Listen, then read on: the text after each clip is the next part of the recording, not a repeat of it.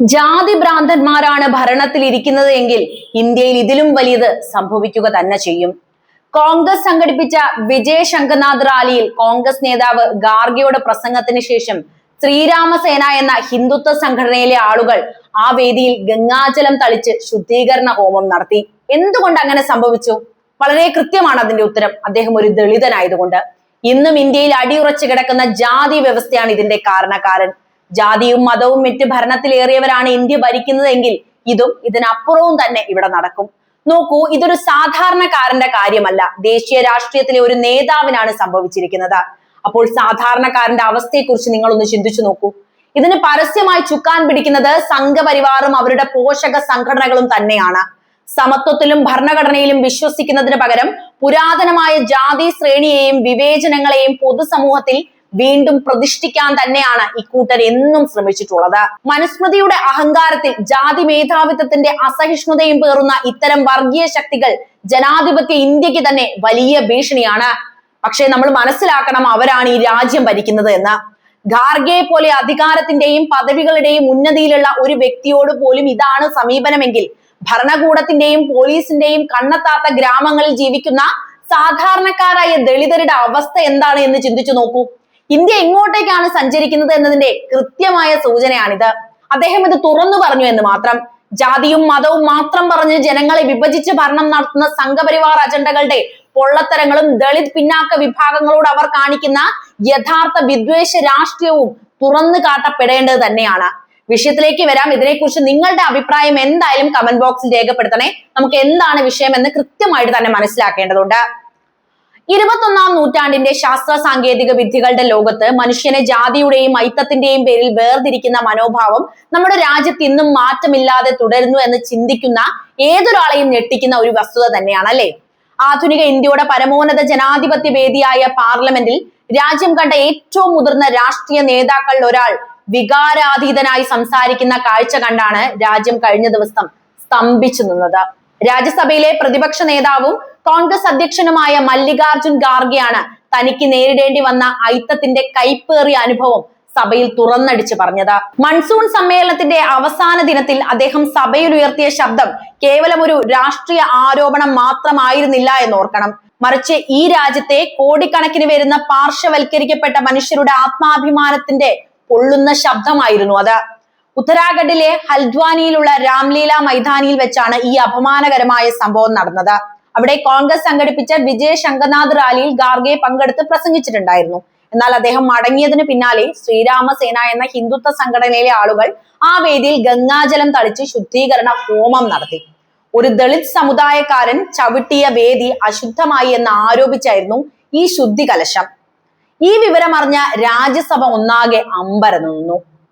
അമ്പരക്കാനൊന്നുമില്ല, ഇത് ഇന്ത്യയാണ്, ഇവിടെ ഇങ്ങനെ തന്നെയാണ്.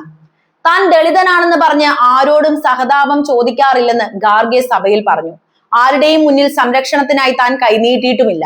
പോരാടാൻ തനിക്ക് നല്ല കരുത്തുണ്ട്, താൻ പോരാടുക തന്നെ ചെയ്യും. എന്നാൽ ഹൽദ്വാനിയിലെ ആ വേദിയുടെ ശുദ്ധീകരണം തനിക്ക് ഐത്തത്തിന്റെ ആഴം എത്രത്തോളം ഉണ്ട് എന്ന് അനുഭവം തന്നു എന്നാണ് അദ്ദേഹം പറഞ്ഞത്.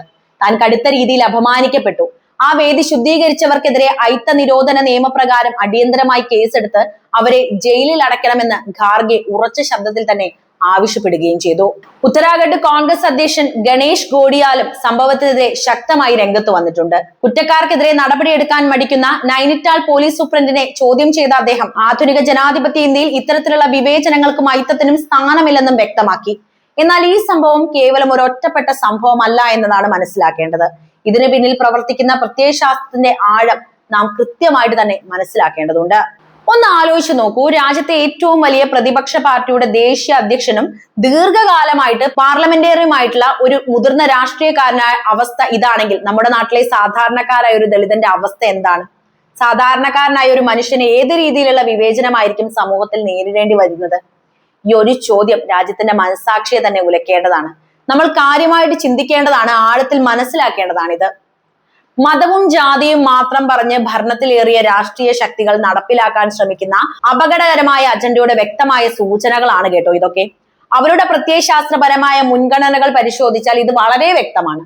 ഇന്ത്യയിലെ ന്യൂനപക്ഷങ്ങളെയും പാർശ്വവൽക്കരിക്കപ്പെട്ട വിഭാഗങ്ങളെയും ഘട്ടം ഘട്ടമായി പാർശ്വവൽക്കരിക്കുക എന്നതാണ് അവരുടെ ഒരു രീതി. ആദ്യം മുസ്ലിങ്ങളെ ശത്രുപക്ഷത്ത് നിർത്തി ഭീതി പടർത്തുന്നു, പിന്നീട് ക്രിസ്ത്യാനികളെ ലക്ഷ്യമിടും. അതിനുശേഷം അവരെത്തുന്നത് ജാതി വ്യവസ്ഥയുടെ പഴയ രീതിയിലേക്കാണ്.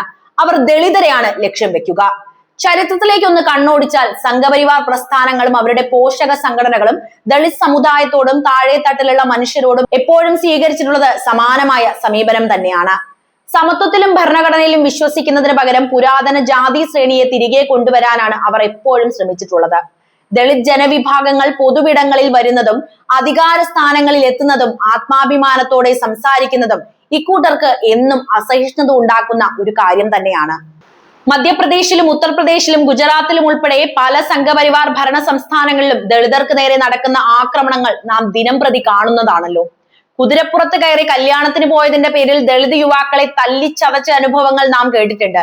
മീശ വെച്ചതിന്റെ പേരിൽ, നല്ല വസ്ത്രം ധരിച്ചതിന്റെ പേരിൽ, ഉയർന്ന ജാതിക്കാരുടെ കിണറ്റിൽ നിന്ന് വെള്ളം കുടിച്ചതിന്റെ പേരിൽ ദളിതർ ക്രൂരമായി ആക്രമിക്കപ്പെടുന്ന സംഭവങ്ങൾ ഇന്നും നമ്മുടെ നാട്ടിൽ നടക്കുന്നുണ്ട്.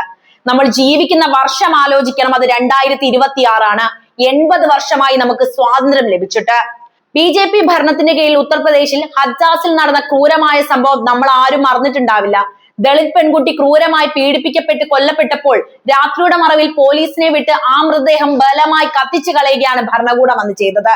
ഇരയാക്കപ്പെട്ട കുടുംബത്തിന് നീതി നിഷേധിക്കുകയും കുറ്റവാളികളെ സംരക്ഷിക്കുകയും ചെയ്യുന്ന കാഴ്ചയാണ് നമ്മൾ അവിടെ അന്ന് കണ്ടത്.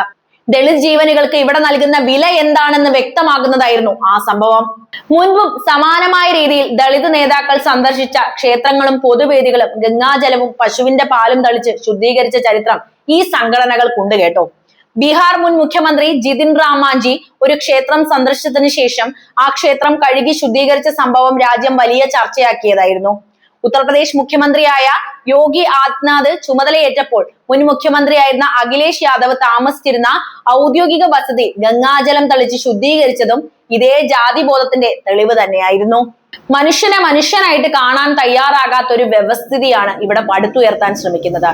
ഭരണഘടന ഉറപ്പ് നൽകുന്ന സമത്വവും സ്വാതന്ത്ര്യവും തകർക്കുക എന്നതാണ് ഈ വർഗീയ ശക്തികളുടെ പ്രധാന ലക്ഷ്യം പോലും.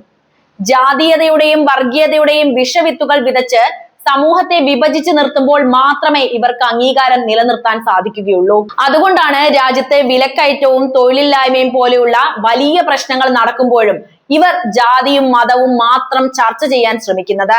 വർഗീയത ഇല്ലെങ്കിൽ ഇവർക്കിവിടെ ഭരണമില്ല എന്ന് കൃത്യമായിട്ട് അറിയാം. ഇന്ത്യൻ ഭരണഘടനയുടെ ശില്പിയായ ഡോക്ടർ BR അംബേദ്കർ പകർന്നു നൽകിയ ജനാധിപത്യ മൂല്യങ്ങൾക്ക് നേരെയാണ് ഈ ശുദ്ധീകരണ നാടകങ്ങളിലൂടെ ഇവർ വെല്ലുവിളി ഉയർത്തുന്നതെന്ന് നമ്മൾ മനസ്സിലാക്കേണ്ടതുണ്ട്. അംബേദ്കർ വിഭാവനം ചെയ്ത സമത്വ സുന്ദരമായ ഇന്ത്യ എന്ന ആശയത്തെ തകർക്കാൻ ഇവർ കാലങ്ങളായി ശ്രമിച്ചുകൊണ്ടിരിക്കുകയാണ്. ദളിതരെയും പിന്നോക്കക്കാരെയും കേവലം വോട്ട് ബാങ്കുകളായി മാത്രം കാണുകയും അതേസമയം അവർക്ക് ലഭിക്കേണ്ട പ്രാതിനിധ്യവും ബഹുമാനവും നിഷേധിക്കുകയും ചെയ്യുന്നതാണ് ഇവരുടെ നയം തന്നെ. നമ്മുടെ രാജ്യം എങ്ങോട്ടാണ് സഞ്ചരിക്കുന്നത് എന്നതിനെ കുറിച്ചുള്ള ഗുരുതരമായ മുന്നറിയിപ്പാണ് മല്ലികാർജുൻ ഖാർഗെക്ക് നേരിടേണ്ടി വന്ന ഈ അനുഭവം. നമ്മളത് വളരെ സീരിയസ് ആയിട്ട് തന്നെ കാണണം. പാർലമെന്റിലെ ഏറ്റവും പ്രധാനപ്പെട്ട സ്ഥാനത്തിരിക്കുന്ന ഒരു വ്യക്തിക്ക് പോലും ജാതിയുടെ പേരിൽ ഇത്തരം അപമാനം നേരിടേണ്ടി വന്നിട്ടുണ്ട് എങ്കിൽ ഒരു സാധാരണക്കാരായ മനുഷ്യന് ഭരണകൂടത്തിൽ നിന്നോ പോലീസിൽ നിന്നോ സമൂഹത്തിൽ നിന്നോ നീതി ലഭിക്കുമെന്ന് നമുക്ക് എങ്ങനെയാണ് പ്രതീക്ഷിക്കാനാവുക? ഉറപ്പായും ലഭിക്കില്ല. ഇതാണ് ഇവിടുത്തെ അവസ്ഥയെങ്കിൽ. ഇതൊരു വ്യക്തിയുടെയോ ഒരു രാഷ്ട്രീയ പാർട്ടിയുടെയോ മാത്രം പ്രശ്നമല്ല കേട്ടോ. ഇത് നമ്മുടെ ജനാധിപത്യം നേരിടുന്ന ഏറ്റവും വലിയ ഭീഷണിയാണെന്നാണ് നമ്മൾ തിരിച്ചറിയേണ്ടത്.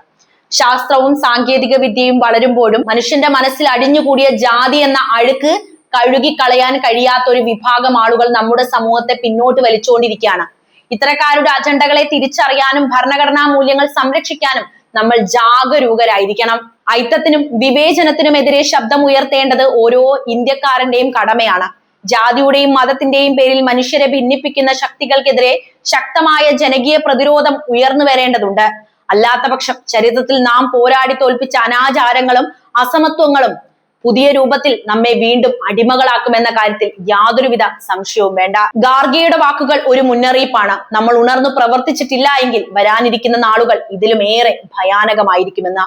എന്താണ് ഈ വിഷയത്തിൽ നിങ്ങൾക്ക് പറയാനുള്ളത്? നിങ്ങളുടെ വിലയേറിയ അഭിപ്രായങ്ങൾ എന്തായാലും താഴെ കമന്റ് ചെയ്യും. നമുക്ക് മറ്റൊരു പ്രധാന വിഷയമായി വീണ്ടും കാണാം. നന്ദി.